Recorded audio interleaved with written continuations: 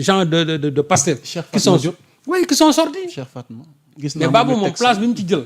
il s'est même exprimé moi dans mon journal. indi ci ay leeral yu am solo. il est passé je crois à la RTS aussi am leeral yu am solo te li muy wax. c'est pas technique li muy wax kuy jàng la b.a.-ba de l'économie di nga xam kii li muy wax lan la. et je crois que kooku moom. vraiment c'est un trésor à préserver. En tout cas au sein de Pastef. mais la communication du ministère des Finances.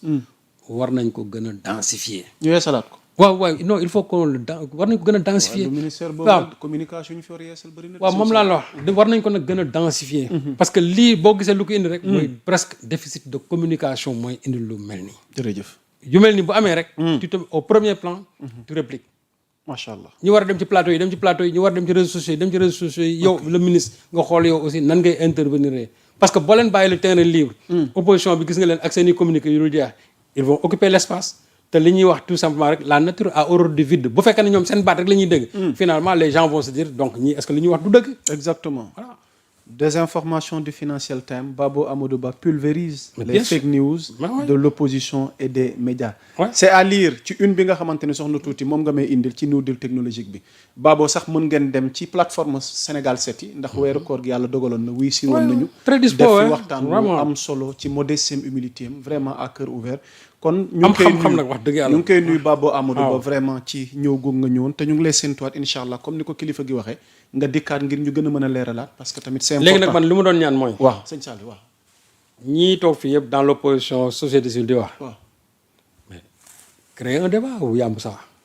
bés bu ne ma def ko mais. créer un débat c'est-à-dire. mais en toute honnêteté je le dis ici. bëri na ñu ñuy gis ci Pastef ku mel ni Babo ñëw. keneen ak keneen ñëw. te bi muy ñëw débat. confrontation moo waroon am. mais man boor bële ñenn ci ñoom pour ne pas dire ñëpp ñaare à la dernière minute dañuy gàntal. non dañuy daw bul gàntal dañuy daw loolu mooy wax bi c'est-à-dire que il fuit quand on n'a pas d'argument on fuit loolu mooy wax bi tey Babou Amadou Ba fi ñu toll nii. boo ko waxoon débat ci affaire bi mën na je suis prêt. ak ku mën a nekk. mais ñoom tey fi ñu toll nii. koo ci ne woon débat Babou Amadou Ba. parce que loolu tam jaaxal na ma. loolu tamit bëggoon naa ko leeral ci askan wi balaa ñu naan non léeg-léeg équilibre amul. non ma ne la ñoom daal xool diw rek ngeen di invité gis nga taas mii di wax guddeeg bëccëg. non taas nee na Sonko la soxla. waaw non taas bala muy song na jaar ci Jean-Michel ba pare. yaa ngi dégg. taas bala muy dem. yow suqu Sonko taxaw na la soxla naa la ci benn mbir particulier ñu wax ci. yow booba léegi nga koy tànqam lu nga naan Sonko laa soxla waa déet mais kii moom lañ dénk yow la ngay ŋaañ moom lañ ko dénk. Azer ba ngay ŋaañ guddeeg bëccëg xale bi moom lañ ko dénk xale bi ne la yow mag mi kaa ñu toog ñu waxtaan ci mbir mi nga daw naan ko sa kilifa laa soxla déet waaw mais jaalal ci moom soo ko écrasé ba pare nga dem ci kilifa gi mais yow jaaloo suq bi ba pare da nga bëgg a dem jël mbër mu mag mi déedéet doy na waar loolu mooy wax bi macha allah ñoom daal fi ndeel nii tey ñun li ñu soxla mooy un débat fécond sur cette situation Sénégal yëpp toog déglu ñii toog fii di wax naan ay nangam ak nangam y compris nag journalistes yi nga xam ñoo koy bind tous les journalistes là qui s'aventurent à parler de ça ñoom ñëpp aussi la même chose. moom dañu ay ci reprise. waaw moom laa la wax xam la gis nga ñooñu def reprise yi ñi koy def yëpp koo ci toogoon article bu mu bind nga interroger ko ci du la ci wax dara c'est des copies-collées kese que les gens sont en train de faire et c'est ça le drame de la presse sénégalaise amul kenn ku ci def benn analyse technique c'est-à-dire sur cette situation là. ça devient grave. amul kenn. koo ko ci wax tey koo ci wax ndax loi de finance bi lire nga ko. war naa ko ci àll mën a liiruma ko. wallaay dëgg la. c'est ça le mal de cette presse. am na solo Serigne Saliou dañuy avancer tuuti voilà donc vite fait rek soxna tuuti New Deal technologique bi mu mel ni Ousmane Sonko mise sur la jeunesse et la souveraineté digitale ci tënk ci liggéey gu am solo gi ci yor defe naa le premier ministre Ousmane Sonko a officiellement lancé le New Deal technologique un plan ambitieux destiné à transformer en profondeur l'économie et l'administration du Sénégal. Cette initiative stratégique place la jeunesse et l'innovation au cœur du développement, avec pour objectif de renforcer la souveraineté numérique, d'étendre la connectivité universelle, de soutenir les startups locales et de moderniser les services publics. mu mel ni nag mobilisant près de 1100 milliards de francs CFA sur 10 ans, le programme vise à bâtir un État numérique inclusif et performant, capable de répondre aux besoins des citoyens sur l'ensemble du territoire, tout en faisant du Sénégal un acteur majeur de la technologie en Afrique. Alors Serigne Saliou ci tënk lan moo xew ak New Deal technologique bi nga xamante ni Ousmane Sonko dégtal na ko askanu Sénégal qu'est-ce qu'il y a lieu de comprendre ci programme gu am solo gi.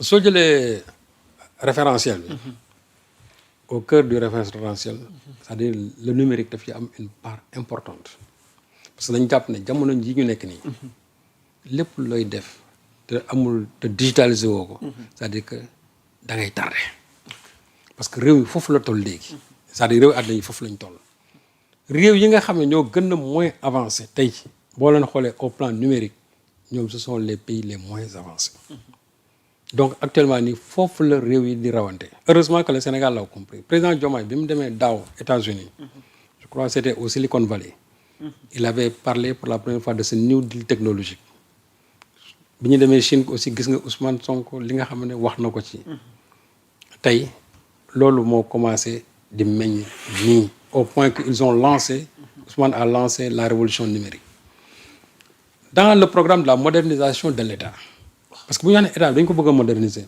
mooy d'abord qu'il y ait moins de lenteur que nit ñi li ñu soxla ñu koy jot à temps et que aussi nit ñi ñu leen gën a noppal ci yu bari mais je prends par exemple un exemple sur permis de visite yi pour les détenus soo demoon comment dirais-je palais de justice da ngay ñëw nga gis nit ñi daañuy ranga c'est-à-dire dañ fay fees ba couloir bi dafay obstrué wu. Exactement. pour nga jàll sax il faut nga ñaan def nii pour dem.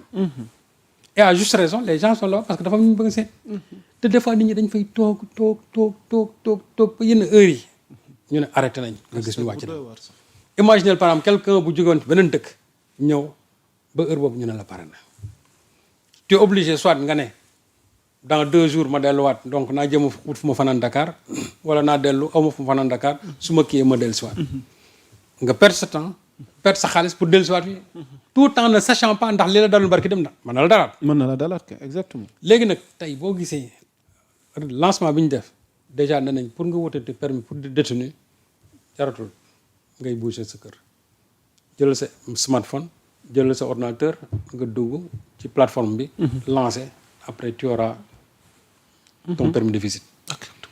pour les cas judiciaires c'est de la même chose aussi cas judiciaire li muy doon perte loolu nit temps bëri na certificat de nationalité naqaree am li mu doon perte donc yooyu en termes d'acquisition déjà fi nga tëdd ngay tëdd et tu l'as et d'autres vont suivre encore que ça soit pour les NINEA que ça soit pour les extraits de carte de naissance ak autre chose yu nga xamante ne tey dina permettre non seulement état bi am un gain de temps mais nit ñi aussi am un gain de temps et ça c'est un plus dans les recettes même de l'état c'est vrai que les gens vont payer mais c'est un plus dans les recettes de l'état mais loolu moo gën a noppale imaginez yaa Moussa ki doon dox dëkk ba dëkk daan fay pour mën a dem rek am benn pièce. ouf de soulagement.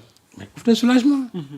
moo tax loolu nag ce n'est qu'un début mais dans le programme de la modernisation de l'état on verra que vraiment le numérique va faire les beaux jours de en tout cas de ce régime-là. Et là, au passage, il faut remercier le ministre Aliou Sall wax dëgg yàlla qui a joué un rôle extrêmement important. Voilà. Au moins là, tu sens qu'il y a quelque chose qui est en train de bouger. Et je crois que Sénégal foofu lañ jëm. Boo tax ma ne ñooñu ba ñuy toog di wax sur la dette. boobu Sonko moom ma ngay lancer la révolution numérique fële au CICAD bàyyi leen ñu yore wax ci. C'est important. ñoom ñi nga xamante ne ñoo nekk fii li ñu waroon gën a rafetluwuñ ko c'est-à-dire que on est en train de chercher des poux là où il n'y en a pas loolu mooy dëgg.